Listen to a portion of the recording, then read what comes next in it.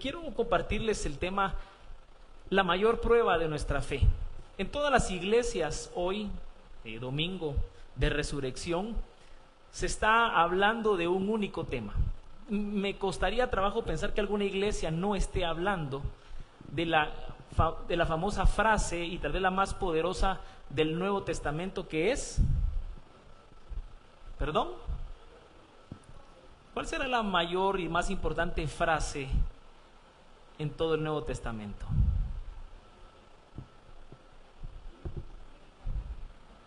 Parecida. ¿Por qué vive? ¿Por qué vive Cristo, hermana Miriam? Esa es la palabra. Resucitó. Esa es la mayor palabra que existe en todo el Nuevo Testamento. No puede existir fe cristiana si no hay resurrección. No es el hecho de que Jesús nació, o gloria a Dios en las alturas porque Jesús ha nacido, o nos ha venido un Salvador. Ese fue el anuncio, pero la consumación de esa salvación se da a través de la resurrección. Hoy, hermano, que no se le olvide que la palabra más importante en todo Nuevo Testamento es resucitó. Porque el plan de salvación para el hombre se completó en la salvación a través de la resurrección de Cristo. Y de eso quiero hablar. Y por eso, hermano, hoy la mayor prueba de nuestra fe es la resurrección de Cristo. Pero no es una prueba que nosotros tengamos que darle al mundo, sino que es la prueba que tenemos que tener nosotros y enfrentar nosotros para comprender que nuestra salvación tiene un objetivo, tiene un propósito. Hermano, en el tema de la resurrección tenemos que tocar a las diferentes religiones, porque el mundo nos ofrece varias opciones, ¿no? Cuando usted va a un almacén y va a ir a ver una blusa y no sabe qué blusa comprar, ¿qué es lo que va a hacer la vendedora? Le va a ofrecer, ¿verdad? ¿Y qué le va a ofrecer? ¿Lo que a usted exactamente le gusta? No, ella va a ir sondeando, ¿verdad? ¿Cuál es su color favorito? ¿Con qué la utiliza? ¿Con falda o pantalón? ¿Qué utiliza más? ¿Anda con el pelo suelto o corto? Mire, yo parezco vendedor de almacén, ¿verdad? Nunca he vendido una blusa, pero voy a vender de ahora en adelante. Hermano, hay opciones. Y uno empieza a ver las opciones y la que más le guste. ¿Será que la que más le gusta, la que uno compra? ¿Será que ahí se queda la compra? ¿O será la que mejor me quede? Yo recuerdo, hermano, que a mí en mi etapa de patojo me gustaban las playeras. No siempre me vestía así como mi papá, como señor. Pero hubo una época, hermano, que me vestía con playeras. Y mi mamá era la primera en decirme, quítate esa porquería, tan horrible que es tu camisa. No se te ve bien. Pero yo, hermano, pensaba que se me miraba bien. Y las patojas no colaboraban, ¿verdad? Me decían, qué bien se te ve la playera. Y yo decía, pero mi mamá dice que no. Pero, hermano, uno va creciendo y conforme pasa el tiempo uno se da cuenta que a veces hay ropa que no le queda a uno bien. Sobre todo cuando ya uno empieza a ganar libras, ¿verdad? Y uno dice, ay, tan bonita mi camisa, pero ya no me queda bien. Se encogió la camisa. Entonces uno decide cambiar, ¿verdad? Y dice, mejor me pongo lo que mejor me quede, que me guste y que me talle bien. Pues las religiones, hermano, han hecho esto en todo el mundo. Hoy la gente puede decidir seguir la religión que mejor le convenga, incluyendo el ateísmo. Nunca había estado el ateísmo tan fuerte como lo está ahora. El mundo nos vende ateísmo, ¿no? ¿Cuántos de aquí tienen Netflix? ¿Cuántos de aquí tienen Prime, HBO, Paramount, Disney? ¿Cuántos de aquí tienen tele, pues? Teléfono, TikTok. Hermano, tenemos tantas opciones en nuestra mano que ninguna de ellas nos ofrece a Dios, ¿no? Tenemos un mundo que está negando la existencia de Dios, y es ahí donde la iglesia tiene que cobrar sentido para decirle al mundo: sí hay un Dios uno y verdadero. Pero hay muchas religiones en el mundo que están haciendo su labor mejor que nosotros. ¿Sabe cuál? El Islam, por ejemplo. El Islam, aunque impone muchas veces, están haciendo una labor muy fuerte a nivel mundial. La mayoría, quizá el 80% de los artistas en Estados Unidos son musulmanes. No sé si usted lo sabía. El 70% de los deportistas en el fútbol son musulmanes. Basta ver solo la planilla o la plantilla del Real Madrid y la mitad son musulmanes. Así que el cristianismo, que debiera ser la luz del mundo y la sal de esta tierra, empieza a opacarse y a perder su sabor, como dice la palabra. Y cuando la sal pierde su sabor, ¿qué es lo que se hace, hermano? Se pisotea, ¿no? ¿Qué fue lo que hizo la iglesia esta en Quetzaltenango ayer? Para mí fue pisoteada. Perdió su sal, su sabor. ¿Pisoteada por quién? Por el mundo. Yo leía los comentarios y otra vez no se me hacía raro, pues, porque yo leo los comentarios que tienen que ver alrededor de la iglesia o de Cristo y son lapidarios, pero ayer era una cosa terrible, no se podía tapar el sol con un dedo. Pero cuando la iglesia empieza a perder su sentido y su sabor, otras religiones empiezan a parecer más sabrosas. Voy a hablarle un poquito, así brevemente, sobre qué dice el budismo. El budismo, que fue una de las filosofías, ¿verdad?, más grandes en Asia, promovida ¿por quién? Por Buda. Y el budismo, hermano, cree que la vida es una, y esa vida se va reciclando con el tiempo. Mire, lo voy a leer aquí mejor para que usted lo entienda. El budista cree que el samsara, ¿qué es el samsara? Es el nacimiento, la muerte y el renacimiento del hombre, se basa en el karma. El karma es la ley de causa y efecto. Para llegar al bardo, ¿qué es el bardo? El bardo es el estado intermedio de conciencia para alcanzar el nirvana, la paz absoluta y la liberación. ¿Dónde le suena a usted esto? En la palabra, cuando dice: no os engañéis, Dios no puede ser burlado, todo lo que el hombre sembrare, eso también segará. Hermano, los budistas enseñan que el nacimiento se da y que así como nos va en la vida, así nos va a ir después de la muerte. Y si no logramos alcanzar esa perfección, entonces seguimos otra vez reciclándonos. Y me llama la atención porque el día jueves, que fue cumpleaños de mi cuñado, tuvimos una conversación muy profunda y teológica con mi sobrino, Sebas. Y hablábamos sobre temas de este tipo. ¿Y es válido, pregunto yo, hermano, divagar pensando en qué pasa después de la muerte? Claro que es válido. Para llegar a una conclusión y para llegar a una convicción hay que cuestionarse, ¿o no? Y hablábamos cosas muy profundas, como por ejemplo, ¿no será que la eternidad es algo que definitivamente no conocemos, pero la existencia que sí conocemos, que tiene principio y fin, que arrancó desde alguna parte de la historia, es año 0, ¿qué pasaría con los que murieron en el año 1? ¿Estarán dormidos todavía?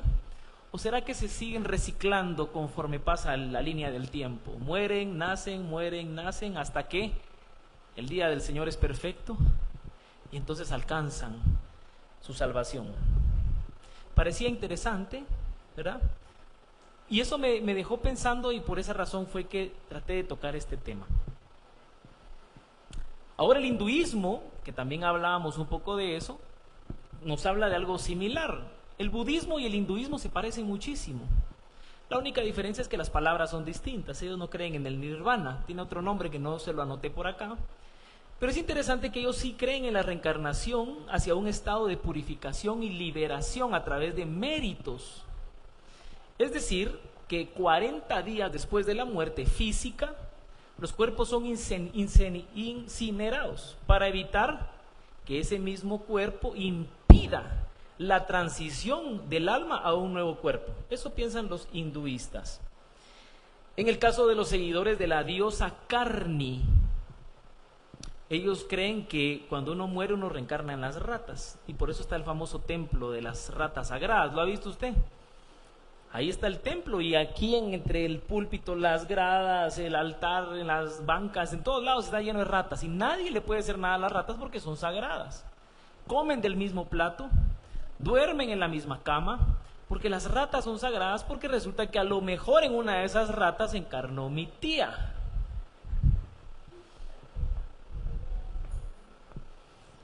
Entonces todo eso nos lleva a nosotros a cuestionarnos, ¿verdad? Qué interesante, ¿verdad? Que cuando yo me muera me convertiré en rata. La palabra de Dios no nos dice eso, pero el hinduismo nos habla acerca de eso. Y miren lo que dice Hechos, capítulo 1, del 3 en adelante, o al menos le voy a decir lo que dicen. Cuando los hinduistas hablan de los 40 días, no es por casualidad. ¿Usted sabe quién pasó 40 días después de la muerte entre los hombres? Jesucristo, nuestro Señor.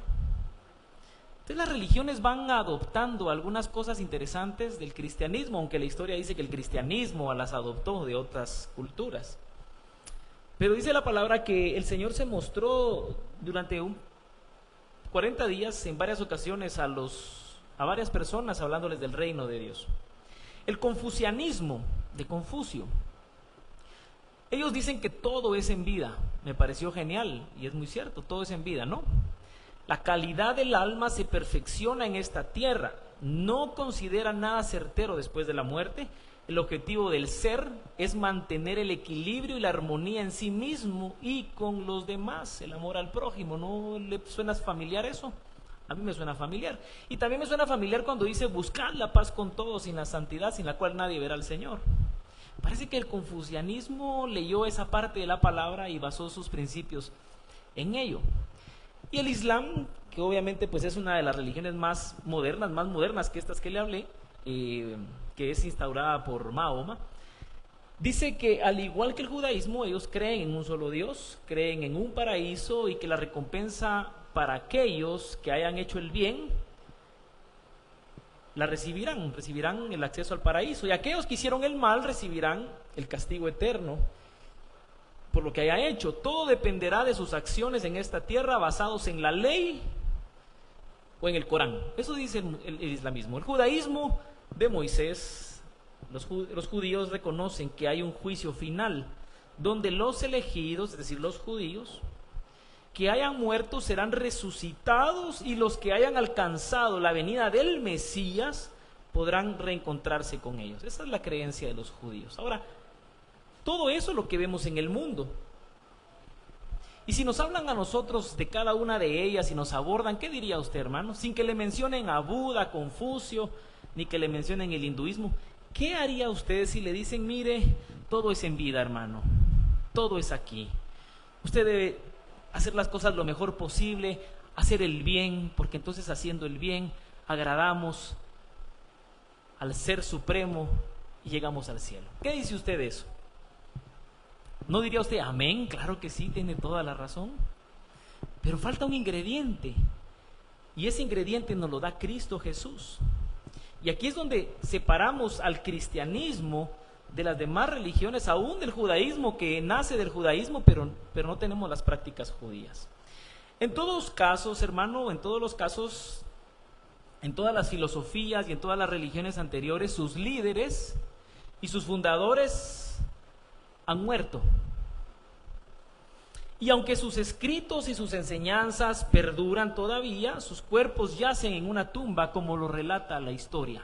Puede ir a cualquier libro de historia y le van a indicar dónde enterraron a cada uno de ellos.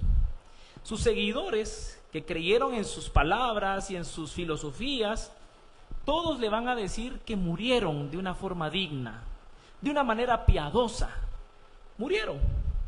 Pero a diferencia, hermano, de las Sagradas Escrituras, que es el libro, por cierto, más atacado en toda la historia del mundo, nos relata que Jesucristo no murió. Y no hay forma en que hayan podido debatir o negar que Jesucristo haya regresado de la muerte. Nos relatan los 4 evangelios que son escritos por diferentes testigos, ¿verdad? ¿Se acuerda quiénes fueron? Hoy Herbert hacía la pregunta y yo me rasgaba las vestiduras. Dije, Dios mío, ¿por qué dicen 5 evangelios? Son 4 evangelios: Mateo, Marcos, Lucas y Juan. 3 de ellos tienen similitud, y el que se separa de ellos es Juan. A Juan no le interesaba la cáscara, a Juan le interesaba el fondo, el jugo de la historia. Y por eso Juan evita un montón de acontecimientos, pero los 4 evangelios coinciden en que Jesús resucitó. Así que como Jesús murió y resucitó al 3er día, fue para darnos esperanza en una resurrección eterna para aquellos que por mérito propio o mérito de Él, para que por mérito de Él nos haya acercado al Padre y nos reconcilie por medio de su sacrificio en la cruz del Calvario. Otra pregunta del kinder cristiano: ¿qué dice Juan 3:16?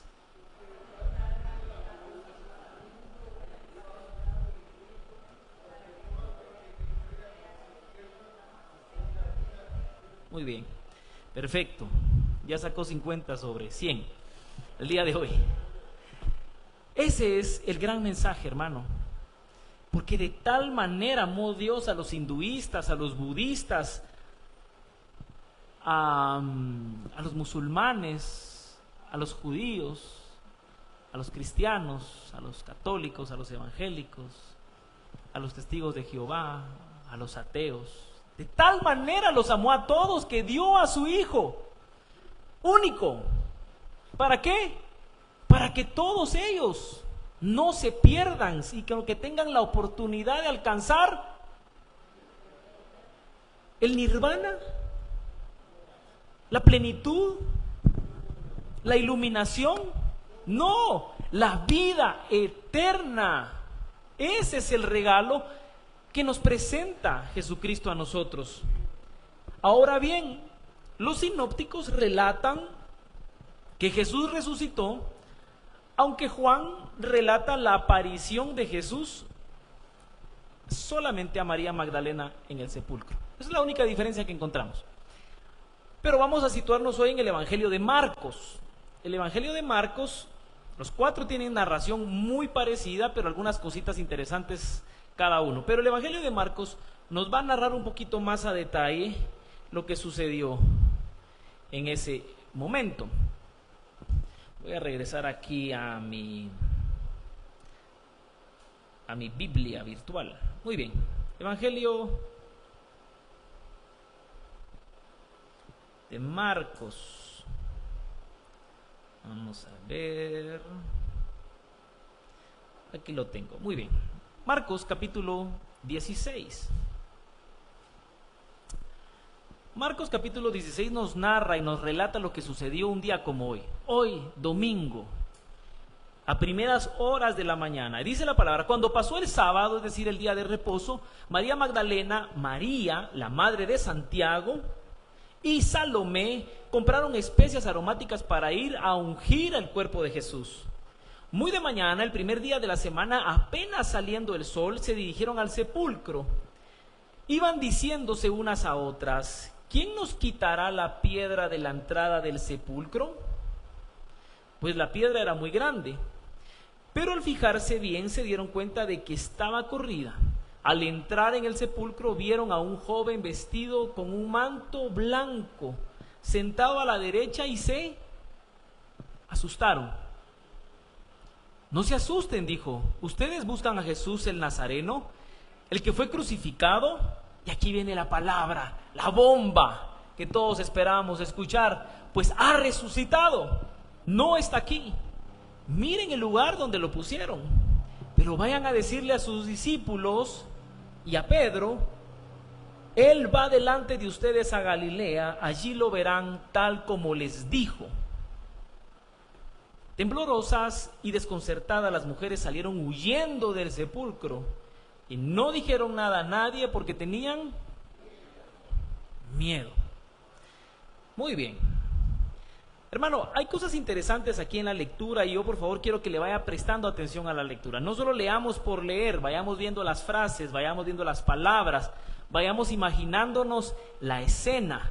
¿Cómo pudo haber sucedido eso, hermano? Lo primero que podemos notar aquí en este extracto de la palabra es que nos habla de las mujeres. ¿Dónde están las mujeres?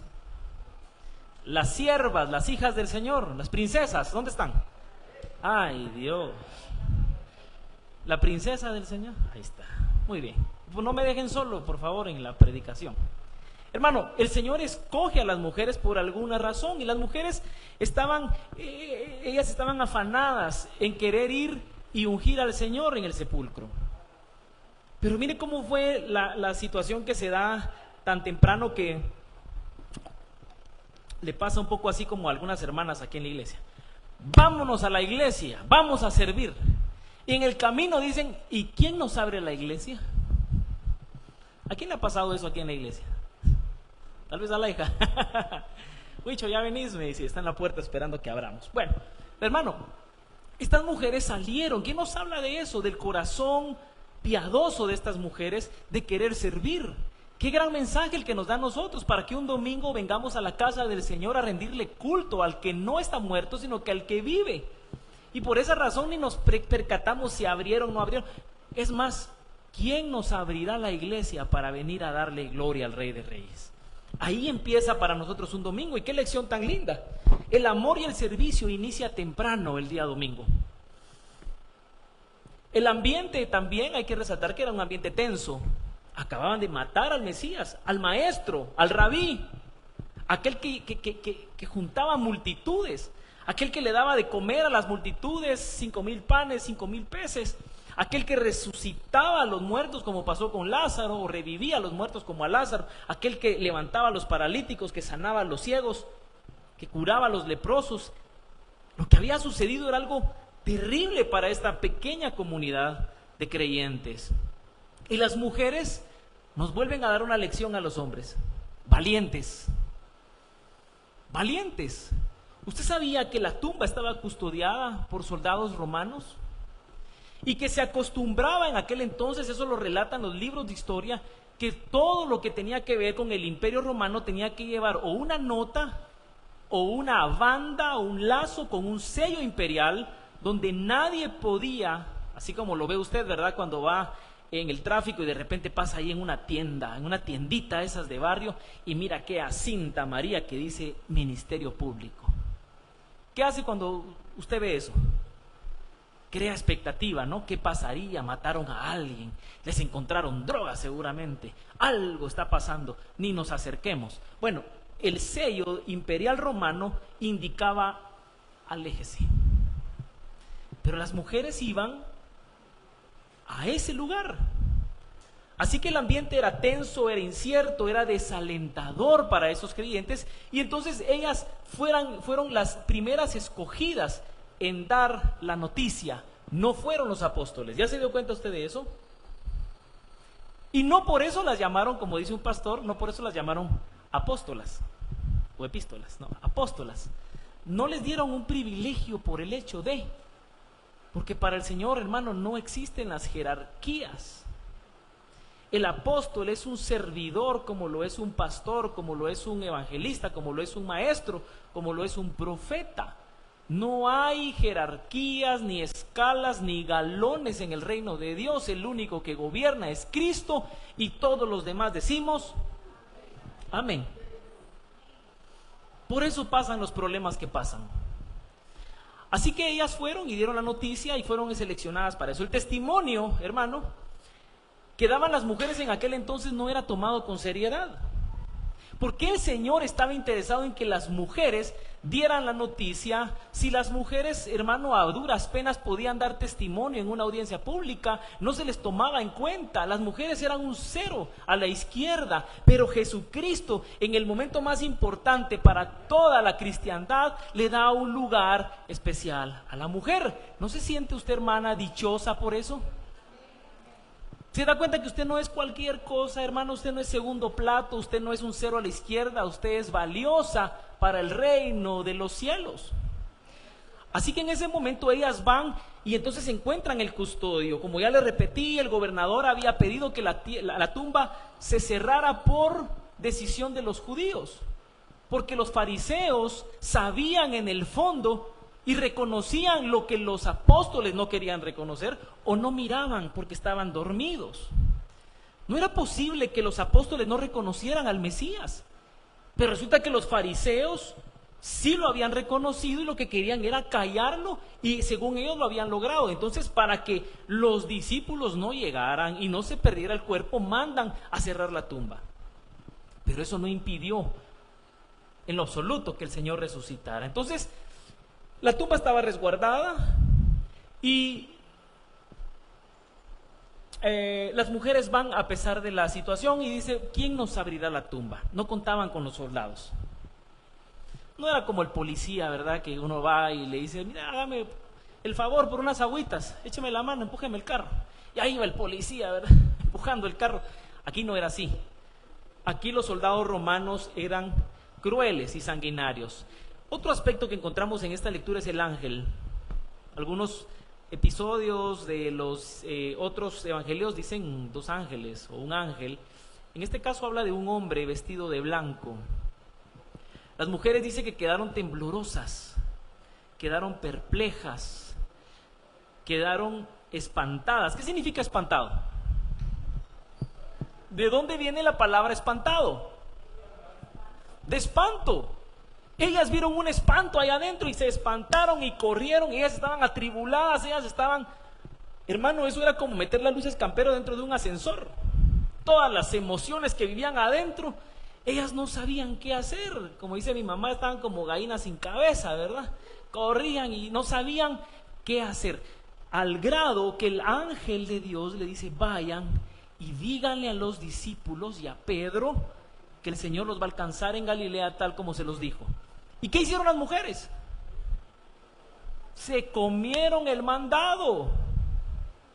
Ya veo que el Señor es perfecto, pero nosotros no. Hermano, si usted quiere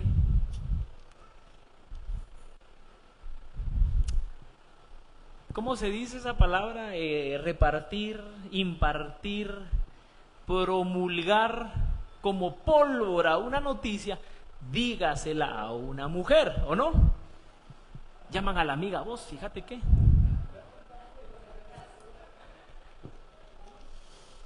Que no le digan, que no le cuenten, porque a lo mejor le mienten. Hermano, de alguna manera, ellas que tenían como objetivo anunciar que el Señor había resucitado, no pudieron hacerlo porque estaban ¿cómo se dice? Pavorosas, pavorizadas del miedo. Hermano, por eso que no venga aquí la profetisa tal y la profeta tal a decirnos que un ángel se le presentó y le dijo, babosadas, charadas, porque el día que un ángel se presente, hermano, esa persona va a quedar muda. No puede quedar de otra manera. ¿Quién va a quedar después de que un ángel se le aparezca? Y así le voy a decir a los hermanos que el ángel me dijo. Hermano, son charadas. El Señor habla a través de su palabra, habla a través de su Espíritu Santo, y claro que usa personas para poder hablarle a usted siempre que la comunicación esté mala. Eso hay que ser claros, ¿verdad? Cuando el Señor manda a alguien a decirme un mensaje a mí es porque algo está fallando en la comunicación. Porque al primero que el Señor le habla es a uno. ¿O no es cierto? A través de la palabra. Después a través de la oración. A través de la relación con Él. Y por último tendrá que venir alguien a confirmarme lo que el Señor me dijo. Pero si alguien me viene a decir algo nuevo, yo tengo que saber que entonces mi comunicación con el Señor no está muy buena. Seguramente el Señor estuvo tocando a mi puerta y nadie abrió. El Señor estuvo llamando y sonaba ocupado. Y entonces manda a una persona para decirnos algo. Póngale atención a eso cuando alguien de parte de Dios vaya y le diga algo. Pero por lo general, hermano, son cosas del Espíritu, no de apariciones de ángeles. Por eso la palabra que dice, estaban espantadas. Ellas vieron como un fantasma, ¿verdad? Y salieron despavoridas y no dijeron nada. Pero sin embargo, aunque el hombre que estaba sentado le dijo, no teman, les dio el mensaje más importante, que era Jesucristo, o el que estaba aquí, resucitó. Otro de los aspectos, y el más importante quizá de la lectura, y que uno pasa desapercibido, es la tumba. Uno ve a los ángeles, o al ángel, ve a las mujeres, ve a los discípulos, al Señor Jesucristo, pero hermano, la tumba tiene un gran secreto. Jesús, según relata el Evangelio de Juan, no le permitió a María Magdalena tocarlo. ¿Usted sabía eso? Le dijo, no me toques. Maestro, pero sí esto, sí, pero tranquila. No me toques todavía. ¿Por qué? Porque no he subido a mi Padre. Algo sucedió en el momento de la resurrección que los 4 evangelios no nos dicen.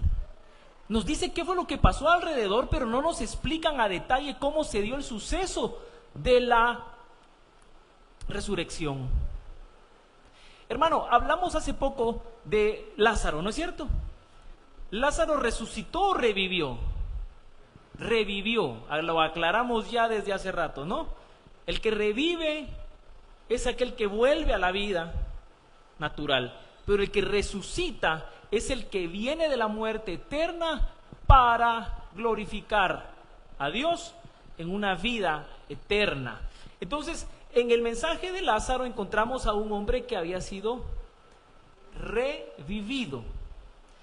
Y nos dice la palabra qué pasó con Lázaro. Yo lo he platicado con algunos hermanos acá. Le he dicho, Lázaro a lo mejor salió podrido por dentro, pero estaba vivo. ¿Qué era lo que importaba? Que tuviera los pulmones, el estómago, que tuviera las vísceras, que tuviera... ¿Eso era lo importante? ¿O era que estuviera con los ojos abiertos glorificando a Dios? ¿Qué fue lo que dijo el ciego cuando lo sanaron? Yo no sé cómo sucedió. Lo único que sé es que antes era ciego y ahora veo. Hermano, la fe tiene que ver con eso. No es el cómo, es el qué sucede. Es lo que Dios hace en su vida. No importa cómo lo va a hacer, Él lo va a hacer. Pero estamos esperando nosotros señales milagrosas, que bajen los ángeles, que caiga un trueno, que no sé, que la serpiente se convierta en vara o la vara en serpiente. No sé qué estamos esperando muchas veces cuando Dios dice que lo hará, punto. Así que el Señor, en este momento, salió de la tumba y no sabemos cómo se dio. ¿Sería una gran luz que iluminó el cuerpo? ¿Sería como un globo que fue inflado? ¿Cómo sería? No lo sabemos. La palabra no lo dice. Solo dice que Jesús le habló a María y le dijo, no me toques, porque aún no subo con mi Padre. Es decir, algo había en su ser, en su cuerpo, que impedía que pudiera ser tocado. Póngale atención a esto. Porque no había subido al Padre todavía. Y luego, la lectura siempre en Juan nos dice que de repente se le aparece a 2 hombres en el camino y los hombres le dicen, ya está atardeciendo, ya está anocheciendo, Señor, por favor, quédate con nosotros. Pero no lo habían reconocido. Estando con ellos, cenando, dice que parte el pan, toma la copa, la bendice, da gracias, y ellos ahí automáticamente lo reconocen.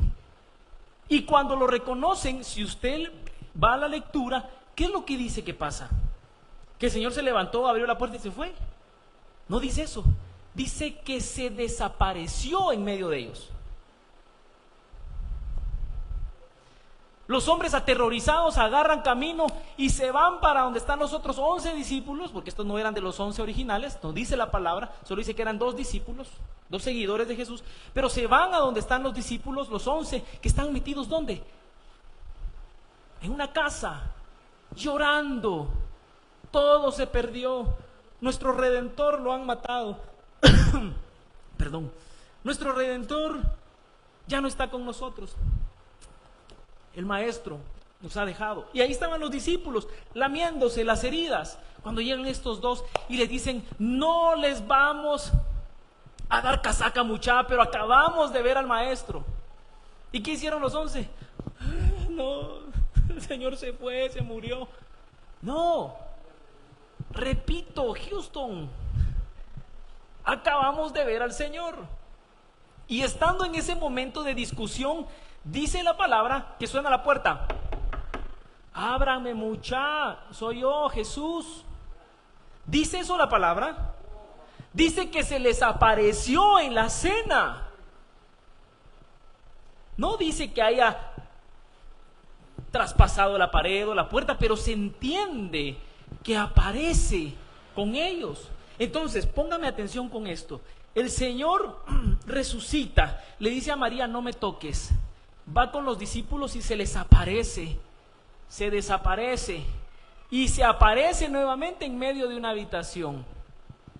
¿Qué sentido tenía entonces que esa piedra de la tumba fuera removida? ¿Qué sentido tenía? Si Jesús pasó una pared o una puerta, que era lo mismo atravesarse en la piedra de la tumba. Pero ese es el mensaje para nosotros y para el mundo, demostrarnos que esa tumba quedó vacía. No quedó llena. Si Jesús hubiera salido así, traspuesto, hoy dirían, no se sabe. La tumba ahí estuvo, pasaron 3, 4, 5 días, nadie supo. La tumba quedó abierta para nosotros, dándonos un mensaje. ¿Cuál es el mensaje de la tumba vacía? Es que la muerte no tiene dominio sobre nosotros. Que ya no vamos a estar metidos en un hoyo, no vamos a estar metidos en una roca, sino que vamos a resucitar juntamente con Él para estar con Él. Esa es la promesa de la resurrección para nosotros. No puede verse de otra manera. Entonces la piedra no es solamente una piedra, la tumba no es solamente una tumba. Es la evidencia para nosotros de nuestra fe. La mayor prueba que usted y yo tenemos hoy para decirle al mundo y a las otras religiones que Jesucristo resucitó es esa tumba, que por cierto es visitada por muchos hoy en día. Los discípulos estaban paralizados cuando Jesús se les presenta. Ahora, hay algo interesante entre todo esto, hermano, y es que la ciencia ha tratado de buscarle una explicación a cosas que no tienen. Y yo me puse a buscar un poco, dije, ¿cómo se le llama al efecto de traspasar objetos sobre otros objetos? Eso solo lo puede explicar la física. Y lo que hoy suena en día muy fuerte es la mecánica cuántica. Y aunque el hombre pudiera justificarlo, dígame quién de los hombres en la historia del mundo ha podido vencer las barreras moleculares o atómicas para poder traspasar un muro. Ninguno. ¿Qué nos dice eso entonces, hermano? Que si fue a través de un túnel cuántico que el Señor pasó, ha sido el único que pudo dividir, separar, neutralizar la materia. Las leyes de la física dicen que la materia es indivisible, no puede destruirse. Aunque se parta en 1000 pedazos o en 1.000.000, aunque se desintegre, siempre en el ambiente van a haber átomos que indiquen que hay presencia de algo allí. Bueno, la ciencia lo podría explicar de esa manera, pero aún así es un efecto milagroso. ¿Cómo le podemos llamar nosotros a un mundo cuántico? El mundo espiritual. Ayer hablábamos con mi hermana de eso, largo y tendido. Hermano, el mundo espiritual no es para nosotros. Y ahí andan las iglesias y los líderes buscando el mundo espiritual. ¿Y para qué? Si tenemos que lidiar suficiente con la carne. Suficiente tarea tenemos para lidiar con lo que nos toca. Solo con los hijos, ¿cuánto no tenemos que hacer, verdad? Pero hermano, nos perdemos en tantas cosas buscando la explicación a lo que ni la ciencia ha podido explicar. Pero como sabemos que sí existe un mundo espiritual y no hemos sido llamados a guerrear en el mundo espiritual ni a meternos en el mundo espiritual, nos toca afrontar este mundo terrenal. Así que la piedra nos recuerda lo imposible para el hombre que sería poder salvarse y poder salir por sus propias fuerzas de la muerte física y de la muerte espiritual también. Así que cuando Cristo salió de la tumba, la dejó abierta, repito, para que ninguno de nosotros permanezcamos ahí. Quiero leer algunas frases que me parecieron interesantes de un pastor, Steve Lawson se llama. Tristemente hace un poco acaba de él confesar un pecado a su iglesia, una iglesia grande en Estados Unidos. Él es un teólogo, pastor, filósofo, que cometió adulterio y confesó su pecado en la iglesia y fue despedido de muchas instituciones académicas y cristianas, lo cual yo entiendo, hermano, que hay cosas que pueden ser grotescas, ¿no? Pero cuando yo veo la justicia de Dios que me dice que lo mismo es el adúltero que el mentiroso, yo no debería estar predicando tampoco acá. Sin embargo, se les condena muchas veces a estos hombres porque cometen el error, la osadía, perdónenme la expresión, la calentura, por unos cuantos minutos, horas o días de placer y perder lo más importante, que es su salvación. ¡No! Simplemente, que no es simple, pero es la relación con su familia. El día que yo cometiera la idiotez de enredarme con alguien, hermano, yo estoy perdiendo lo más lindo que Dios me ha dado, que es mi esposa y mis hijos. Pero bueno, este hombre confiesa su pecado, pero a pesar de haber confesado su pecado, se retira del cargo, pero deja cosas interesantes como por ejemplo estas frases. Dice, no es solo una tumba vacía, es la prueba de que la muerte no tuvo la última palabra. La cruz muestra su amor mientras la tumba vacía muestra su poder. La historia de la humanidad está llena de tumbas llenas, pero solo una está vacía y él cambió el destino del mundo. Y esta última que me pareció brutal y es la fe cristiana no se basa en un mártir o un sabio caído, sino en el Rey resucitado para toda la humanidad. ¿No le parece que eso es lindo?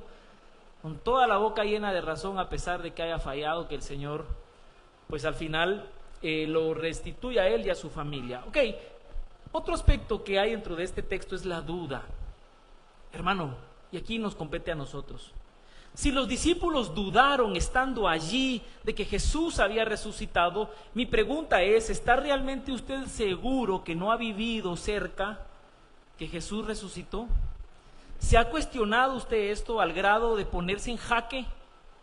Se lo pregunto, porque uno empieza a buscar cuestionamientos y de verdad que uno mismo puede llegar a tambalear lo que le han dicho.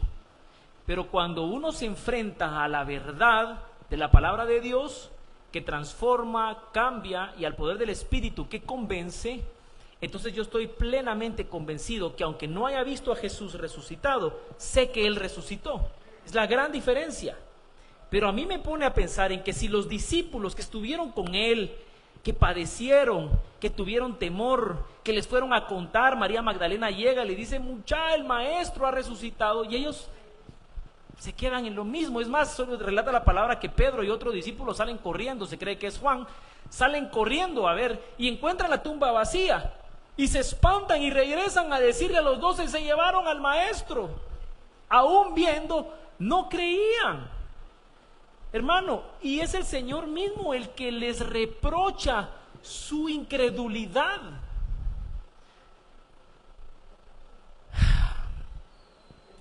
Los discípulos estaban en una tristeza profunda, estaban angustiados, asustados por lo que pasaría. Sin embargo, al enterarse de la noticia, no creyeron, aún viendo la tumba vacía.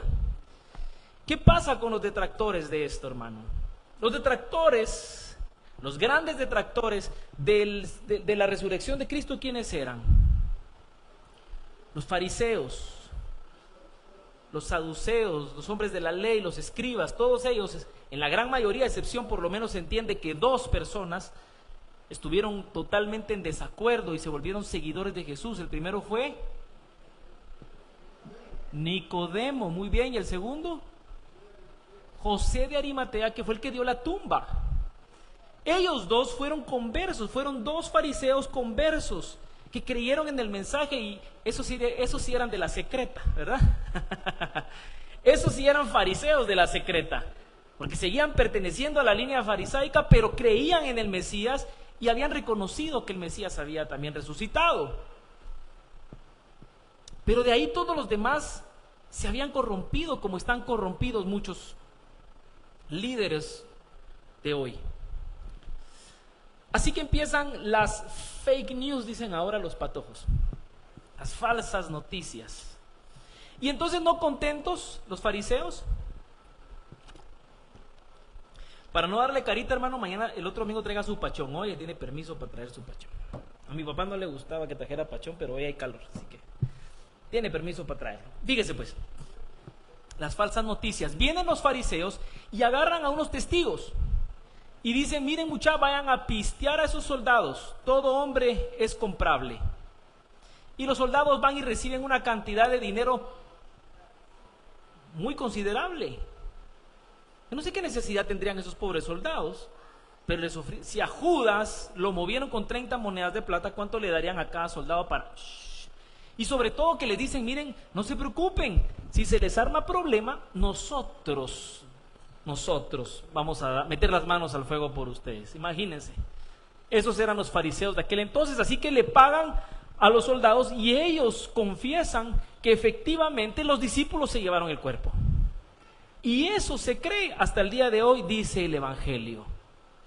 Hoy los judíos creen otras cosas. Los judíos dicen no tanto el hecho que se robaron al Mesías, o a Jesús mejor, porque no lo reconocen como Mesías, sino que ellos más creen que Jesús no cumplió algunas profecías importantes. A ver, ellos en su legalismo creen que Jesús no cumplió, pero él cumplió la más importante, y con esa se cumplieron todas.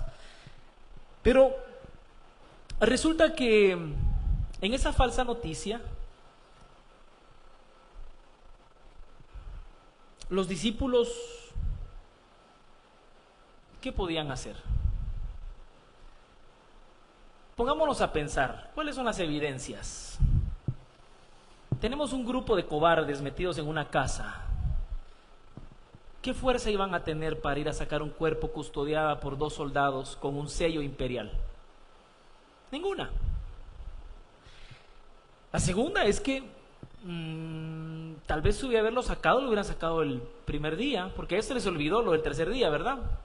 Ahí lo dice en el texto. Se les olvidó que al tercer día resucitaría y que tenía que encontrarse con ellos en Galilea. Ellos estaban en gallo. ¿Por qué esperar 3 días?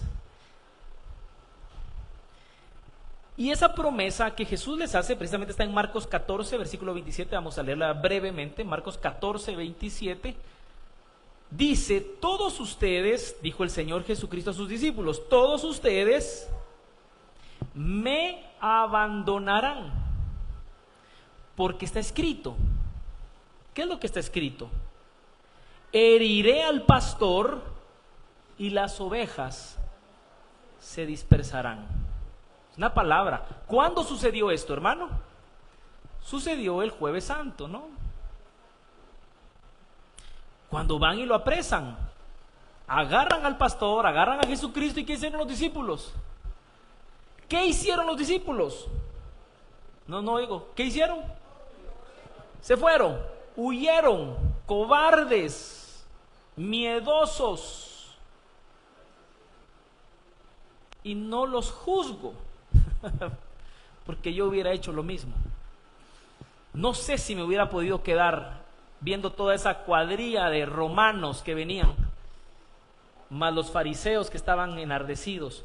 Pero mire lo que dice: pero después de que yo, ¿qué dice?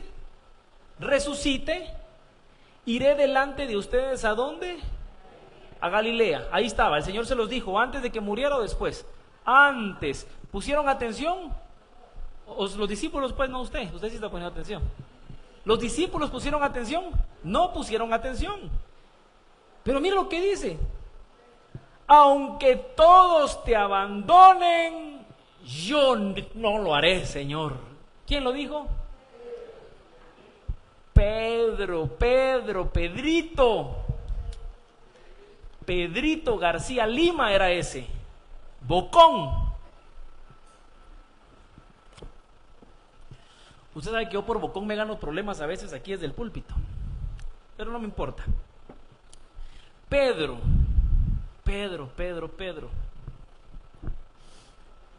abre la boca muy rápido y dice: aunque todos te abandonen, yo no, declaró Pedro. Perdón. Te aseguro, le contestó Jesús, Pedrito chulo, que hoy, esta misma noche, antes de que el gallo cante por... ¿Qué dice?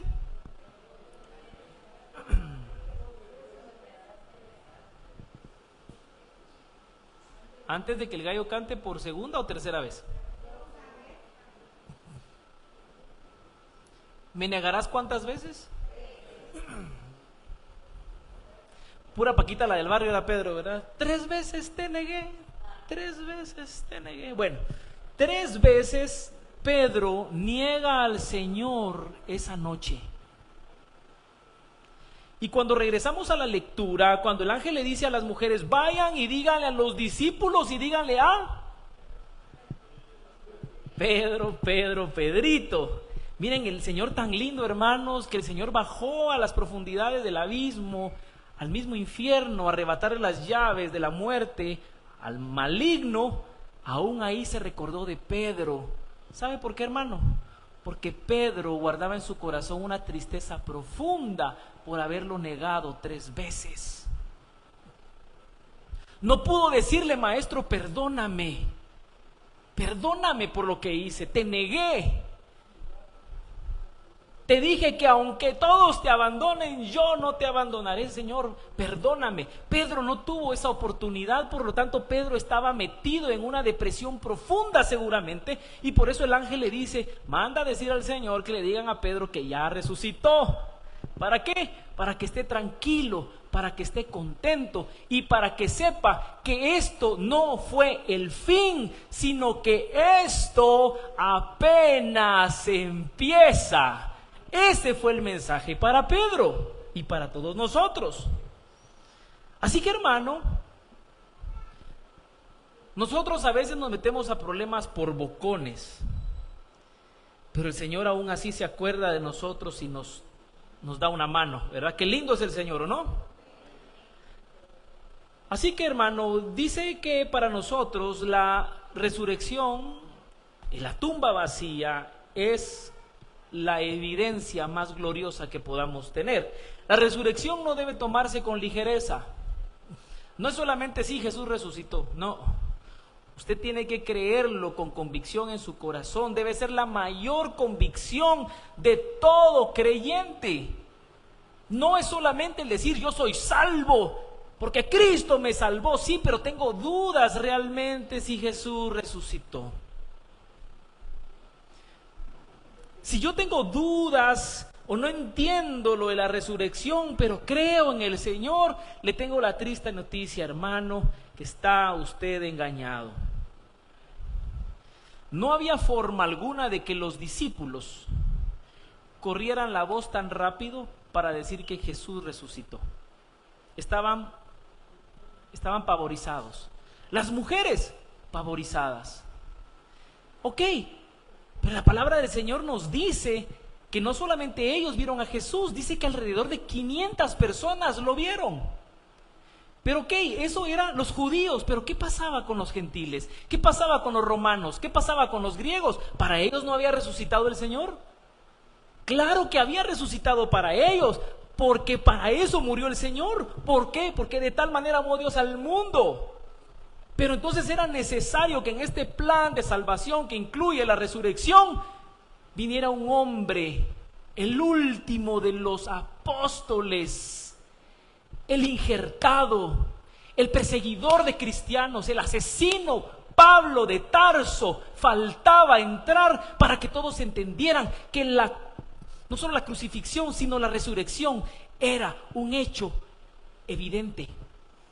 Así que Pablo ahora nos enseña y nos dice que la palabra ha resucitado, llegó a oídos de otras personas, no solo de los judíos. La frase "ha resucitado" debe marcar para nosotros el comienzo de una esperanza de vida, no en lo material, sino en lo eterno. La resurrección de Jesús fue vista y explicada por Pablo en primera carta a Corintios 15, versículo 3 en adelante. Vamos a primera carta a Corintios, ya voy finalizando. 15, 3 al 8. Y miren lo que Pablo dice, porque Pablo es tan claro para hablar, a veces un poco confuso, pero porque era un hombre muy preparado. Mire, pues dice, porque ante todo les transmití a ustedes. ¿Quiénes eran los corintios? Eran griegos, eran paganos, eran gentiles, no eran judíos. Pablo les está escribiendo a los gentiles y les dice, porque ante todo les transmití a ustedes lo que yo mismo recibí, que Cristo murió por nuestros pecados según las Escrituras, que fue sepultado, que resucitó al tercer día según las Escrituras, que se apareció a Cefas. ¿Quién era Cefas? Pedro, y luego a los 12. Después se apareció a más de 500 hermanos a la vez, la mayoría de los cuales vive todavía y otros han muerto. Hermano, habían más de 500 personas que podían dar fe, testimonio, porque vieron a Jesús resucitado. No fue solamente los discípulos, es decir, el mensaje de la resurrección no podía parar. Aunque los fariseos le pagaran a miles de testigos falsos, no iban a poder contradecir lo que 500 personas habían visto en el camino. Versículo 7, luego dice, se apareció ¿a quién? A Santiago, más tarde a todos los apóstoles. Y aquí Pablo, ¿se acuerda de Pedro? Aquí es Pablo. Por último, como a uno nacido fuera de tiempo. Bendito Dios, y te alabamos, porque Pablo cachó, y porque Pablo cachó, nosotros cachamos también. Y yo, como uno nacido fuera de tiempo, se me apareció a mí también. Pablo era testigo de un Cristo vivo, de un Cristo resucitado, no de un Cristo escritural, no de un Cristo litúrgico, no de un Cristo, como decía, ¿verdad, Job? De oídas te conocía. No, Pablo había sido testigo ahora de aquel a quien perseguía. Así que Pablo nos enseña que si nosotros no creemos en la resurrección de Cristo, hermano, todo lo que hemos creído, todo lo que hemos recibido, lo que hemos aprendido y enseñado, sería totalmente en vano. En vano. Y lo vamos a ver más adelante en el versículo 55 al 58. Pablo es el que tira esta preciosa frase. ¿Dónde está, oh muerte, tu victoria? ¿Dónde está, oh muerte, tu aguijón? Eso significa, hermanos, si a usted le preocupa la muerte, ¿dónde está su preocupación? ¿Dónde está la victoria de la muerte? El aguijón de la muerte es el pecado, es decir, eso es lo que nos persigue a nosotros con temor. Cada vez que fallamos, le hablé de este pastor que cometió adulterio. ¿Será que va a perderse? Pues muchos piensan que pierden su alma por un pecado, pero para nosotros, en la victoria de Cristo, en la resurrección, nos dice que el pecado ya no tiene poder sobre nosotros, porque el pecado es la ley. Pero gracias a Dios que nos da la victoria por medio de ¿quién? De nuestro Señor Jesucristo. Por lo tanto, versículo 58, mis queridos hermanos, ahora sí nos dice a nosotros, manténganse firmes e inconmovibles. ¿Por qué no dice manténganse tranquilos, en paz? ¿Por qué tiene que decir firmes e inconmovibles, hermano? Porque van a haber cosas que nos van a hacer tambalear. Porque hoy estamos viviendo una etapa tecnológica que nos dice que la inteligencia artificial dicta qué es lo que es verdad y qué es lo que es mentira. Porque vamos a ver dentro de poco cómo se desvirtúa y se niega a Cristo. Porque la palabra dice que todo el que niega a Cristo, la divinidad de Cristo, es el anticristo. Manténganse firmes e inconmovibles, progresando siempre, ¿en dónde? En la obra del Señor. ¿Será congregándose eso? Es parte La obra del Señor es tan extensa que necesitamos salir de estas cómodas butacas y empezar a hacer la obra de Dios, su voluntad con nuestro prójimo. Y termina diciendo, conscientes de que su trabajo en el Señor, hermano, no es en vano. Porque si fuera, hermano, que Jesucristo no resucitó, vana sería nuestra fe. Y ahí es donde Pablo nos habla precisamente en la carta a los Corintios. No lo quiero leer completo, pero se lo quiero dejar. Primera carta a los Corintios, versículo 15. Vaya hoy, y como estamos todavía estamos en domingo de resurrección, tómese la tarea de leerlo completo. Pero mire lo que dice. Ahora bien, si se predica, versículo 12, si se predica que Cristo ha sido levantado de entre los muertos, ¿cómo dicen algunos de ustedes que no hay resurrección? Si no hay resurrección, entonces ni siquiera Cristo ha resucitado. Y si Cristo no ha resucitado, nuestra predicación no sirve para nada, como tampoco la fe de ustedes. Aún más resultaríamos falsos testigos de Dios por haber testificado que Dios resucitó a Cristo, lo cual no habría sucedido si en verdad los muertos no resucitaran, porque si los muertos no resucitan, tampoco Cristo ha resucitado. Y si Cristo no ha resucitado, la fe de ustedes es ilusoria y todavía están en sus pecados. Es decir, hermano, estaríamos fritos.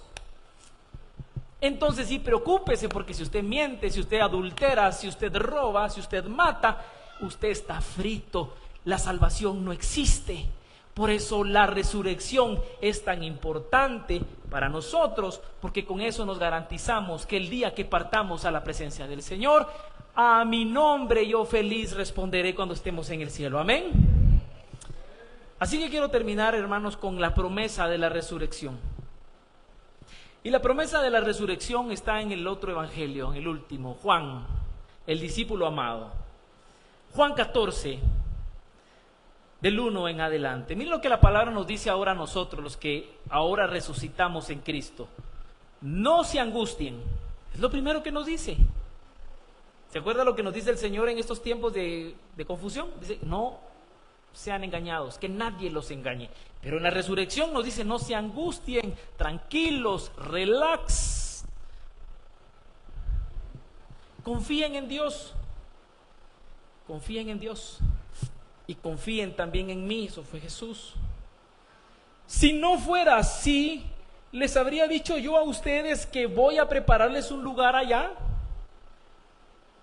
Jesús nos hubiera mentido a nosotros diciéndoles, voy pues a preparar lugar para vosotros. Haríamos de Jesús el gran mentiroso. Y si me voy y se los preparo, vendré para llevármelos conmigo, así estarán donde yo esté. Ustedes ya conocen el camino para ir a donde yo voy. ¿Cuál es el camino para ir donde Él va? Cristo. ¿Y qué es lo que dice Cristo? Todo aquel que quiera venir en pos de mí, niéguese a sí mismo, tome su cruz de cada día y sígame. Porque mi yugo es fácil y ligera mi carga. Vengan a mí los que estén cansados y trabajados, que yo los haré descansar. Es que, hermano, más fácil no nos lo puede poner el Señor. La salvación es tan gratis, tan accesible para nosotros, que muchas veces nos ahogamos en un vaso de agua. Así que ustedes ya conocen el camino para ir a donde yo voy. Dijo entonces Tomás. ¿Quién era Tomás? Tomás García Lima. Mire los García Lima que habían ahí también. Ahí estaba Tomás. Y Señor, no sabemos a dónde vas, así que ¿cómo podemos conocer el camino? ¿Y el Señor qué le dice? Ay, cabecita dura. Yo soy el camino, yo soy la verdad y yo soy la vida. Y nadie viene al Padre si no es por Él. Así que hoy, gracias a ese sacrificio, a esa resurrección, hoy nosotros vamos al Padre. ¿A través de quién? De Cristo. Y si Cristo resucitó y está vivo y está a la diestra del Padre, nosotros no debemos preocuparnos, sino al contrario, tomar acción en nuestra vida, empezar a dar frutos de agradecimiento al Padre, porque por mérito de su Hijo por mérito de su Hijo, es que nosotros podemos tener la mayor prueba de nuestra fe. Póngase de pie en esta tarde, vamos a orar y a decirle al Señor, gracias, gracias, gracias Señor, por permitirnos hoy reunirnos en este lugar, en este salón, que deja de ser salón para convertirse en el lugar de tu presencia. Señor, en el nombre de Jesús, queremos agradecerte. Señor, no hay manera de poder pagarlo, pero queremos agradecerte una vez más el sacrificio que padeciste durante esta semana, hace ya más de 2000 años, para que nosotros hoy pudiéramos estar aquí confiados de que nada nos pasa, confiados en que no temeremos porque tú estás con nosotros. Gracias por el mérito de tu Hijo Jesucristo para morir por nosotros y por nuestros pecados. Perdónanos, Señor, por nuestra falta de fe, porque sabemos, Señor, que no hay cosa que te desagrade tanto como la falta de fe. No el hecho que pequemos en sí, sino el hecho de fallarle a nuestra fe, reconociendo que tú, Señor, lo has hecho todo por nosotros, que tú ya has hablado, que tú ya has dicho, y como tú has dicho, tú lo harás. Gracias te damos en el poderoso nombre de Jesús, nuestro Señor y Salvador, y todos decimos, y le damos una ofrenda de palmas al Rey de Reyes y Señor de Señores.